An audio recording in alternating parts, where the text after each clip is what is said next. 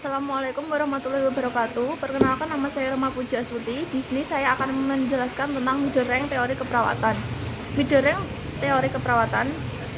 Definisi middle rank teori keperawatan. Middle rank teori keperawatan dapat didefinisikan sebagai serangkaian ide atau gagasan yang saling berhubungan dan berfokus pada suatu dimensi terbatas, yaitu pada realitas keperawatan. Teori-teori ini terdiri dari beberapa konsep yang saling berhubungan dan dapat digambarkan dalam suatu model. B. Perbandingan dengan level yang lain. Dalam lingkup dan tingkatannya abstrak, middle rank teori cukup spesifik untuk memberikan riset dan praktik, cukup umum pada populasi klinik, dan mencakup fenomena yang sama. Teori middle rank memiliki hubungan yang lebih kuat dengan penelitian dan praktik. Middle rank teori memberikan manfaat yang bagi perawat, mudah diaplikasikan dalam praktik, dan cukup abstrak secara ilmiah. Bila dibandingkan dengan grand teori, middle rank teori lebih konkret yang berperan dalam mengembangkan middle rank teori, mendefinisikan teori ini sebagai suatu yang minor tetapi penting dalam penelitian dan pengembangan suatu teori. Sependapat dengan Merton, beberapa penulis keperawatan mengemukakan middle rank teori jika dibandingkan dengan grand teori. 1. Ruang lingkupnya lebih sempit. 2. Lebih konkret. Fenomenanya yang disajikan lebih spesifik. 3. Terdiri dari konsep dan proporsi yang lebih sedikit. 4. Mempresentasikan bidang keperawatan yang lebih spesifik atau terbatas. 5. Lebih dapat diuji secara empiris. 6. Lebih dapat diaplikasikan secara langsung dalam tatanan praktik. C. Pengelompokan teori. Berdasarkan pengelompokannya, middle rank teori dikelompokkan oleh beberapa penyusun buku menurut 1. Peterson Bedrow, yaitu mengklasifikasikan middle rank ke dalam tipe-tipe. 1. Tipe fisiologis, tipe kognitif, tipe emosional, tipe sosial, dan tipe integratif. 2. Thomas and Alligot, berdasarkan tema masing-masing teori, yaitu Illness Trajectory, Tidal Model, Comfort, Pageful, and of Life. D. Ciri middle rank teori. Menurut M. Sikena, 1. Bisa digunakan secara umum pada berbagai situasi. 2. Sulit mengaplikasikan konsep ke dalam teori. 3. Tanpa indikator pengukuran. 4. Masih cukup abstrak. 5. Konsep dan proporsi yang terukur. 6. Inklusif. Menurut Meleis, 1. Ruang lingkup terbatas, memiliki sedikit abstrak, membahas fenomena atau konsep yang lebih spesifik. 4.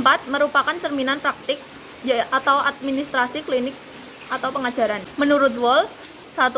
Konsep dan proporsi spesifik tentang keperawatan. 2. Mudah diterapkan. 3. Bisa diterapkan dalam berbagai situasi. 4. Proposisi bisa berada dalam satu rentang hubungan sebab akibat.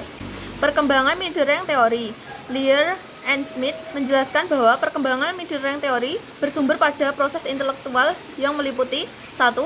Teori induktif yang membangun teori melalui riset. 2. Teori deduktif yang berasal dari grand teori. 3. Kombinasi dari teori keperawatan dan non-keperawatan. 4. Sintesa teori yang berasal dari penelitian yang telah terpublikasi. 5. Mengembangkan teori dalam pedoman praktik klinik. F. Penggunaan middle rank teori. Middle rank teori telah digunakan dalam bidang praktik dan penelitian. Teori ini mampu menstimulasi dan mengembangkan pemikiran rasional dari penelitian. Review terhadap beberapa penelitian yang dipublikasi mengungkapkan penggunaan middle rank teori dalam penelitian keperawatan masih cukup luas, dan sebagian besar middle rank teori berasal dari disiplin ilmu lain. Hal ini sangat jelas ketika kita membandingkan beberapa sering middle rank teori dan grand teori dikutip dalam literatur penelitian keperawatan. Kontroversi tentang middle rank teori.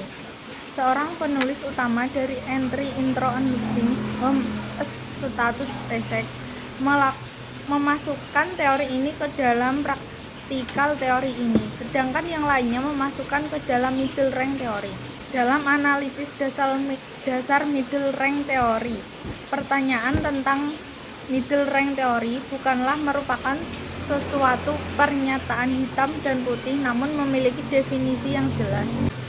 Middle rank teori memiliki memiliki nilai abstrak tidak terlalu luas namun juga tidak terlalu sempit, tetapi berada pada kondisi di pertengahan. Untuk mencegah salah penafsiran dalam pemahaman terhadap teori, para penemu teori harus memberikan identitas teori terhadap komponen konsep dalam teori tersebut. Tokoh-tokoh middle rank teori. 1. Ramon T. Mercer. Ramon T. Mercer mengembangkan salah satu model konseptual keperawatan yang mendasari keperawatan maternitas, yaitu maternal role attainment becoming a mother. Fokus utama dari teori ini adalah gambaran proses pencapaian peran ibu dan proses menjadi seorang ibu dengan berbagai asumsi yang mendasarinya. 2. Katrin Kolkaba mengembangkan teori kenyamanan melalui 3 jenis pemikiran antara lain 1. Induksi, 2. Deduksi, dan 3. Retroduksi. 3. Pamela Giret atau teori self-transcendency. 1. Vulnerability, 2. Self-transcendence, 3. Well-being, 4. Mediating factors, 5. Point of the intervention. Faktor-faktor yang mempengaruhi proses transendensi diri yang berkontribusi terhadap kondisi yang baik, misalnya usia, jenis kelamin, kemampuan kognitif, pengalaman hidup, persepsi spiritual, lingkungan sosial, dan riwayat masa lalu. 1. Point of the intervention. Berdasarkan teori transendensi diri, terdapat 2 poin intervensi, yaitu tindakan keperawatan secara langsung yang berfokus pada sumber-sumber yang berasal dari dalam diri seseorang terhadap transendensi diri. 2. Tindakan yang berfokus pada beberapa faktor profesional dan konseptual yang mempengaruhi hubungan antara transendensi diri dan vulnerable, hubungan antara transendensi diri dan keadaan baik atau sehat. J. Caroline L. Wiener. Hidup disituasikan dalam konteks biografi.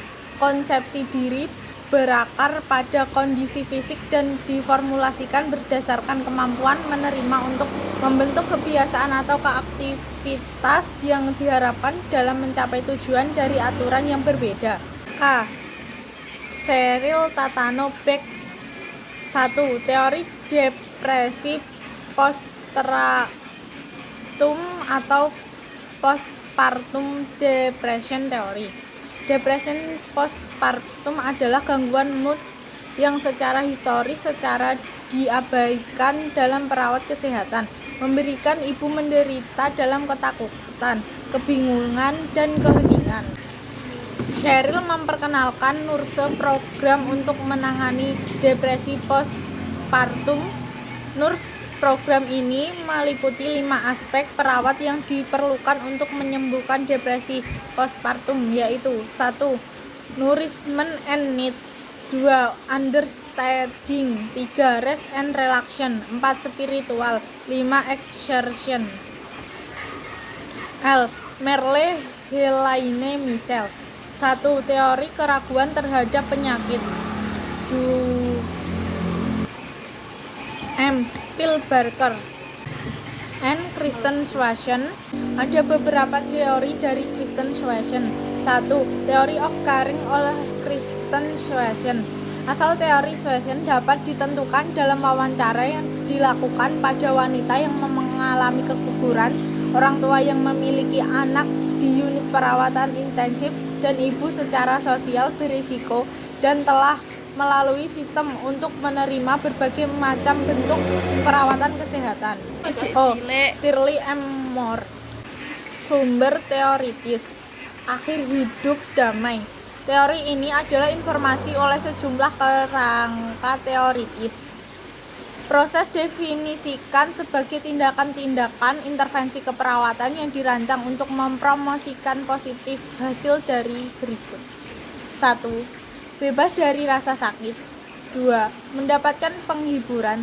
3. Mendapatkan martabat dan rasa hormat. 4. Berbeda dalam keadaan damai. 5. Mengalami kedekatan kepada orang lain yang signifikan dan mereka yang peduli. Penggunaan bukti empiris. 6. Pernyataan teoritis untuk teori mereka sebagai berikut. 1. Monitoring dan mengelola rasa sakit yang menerapkan intervensi farmakologis dan no-farmakologi, kontribusi dari pengalaman pasien yang tidak sakit. 2. Mencegah pemantauan dan menghilangkan ketidaknyamanan fisik, memfasilitasi istirahat, relaksasi dan kepuasan, dan mencegah komplikasi, berkontribusi dengan pengalaman pasien kenyamanan. 3. Termasuk yang lain, pasien dan signifikan dalam pengambilan keputusan tentang perawatan pasien, memerlukan pasien dan martabat, empati dan rasa hormat, dan menjadi perhatian terhadap pasien. 4. Memberikan dukungan emosional. 5. Fasilitas dan berpartisipasi signifikan dalam perawatan pasien. 6. Pengalaman pasien tidak sakit, kenyamanan, martabat, dan rasa hormat yang damai, kedekatan dengan orang lain yang signifikan atau orang-orang yang peduli, berkontribusi sampai akhir hidup damai. Assalamualaikum warahmatullahi wabarakatuh. Saya Mila Umdatunisa dari Prodi S1 Keperawatan. Saya di sini akan menjelaskan pengembangan lebih lanjut tentang teori Middle-Range. Teori awal adalah sebuah teori baru yang menggunakan sumber asli. Dengan demikian, Rowland dan Moore mengakuinya. Konsep atau pemetaan analisis dapat digunakan untuk menentukan jika beberapa kriteria proses yang berhubungan dengan 3 konsep, yaitu nyeri, kenyamanan, dan kedamaian.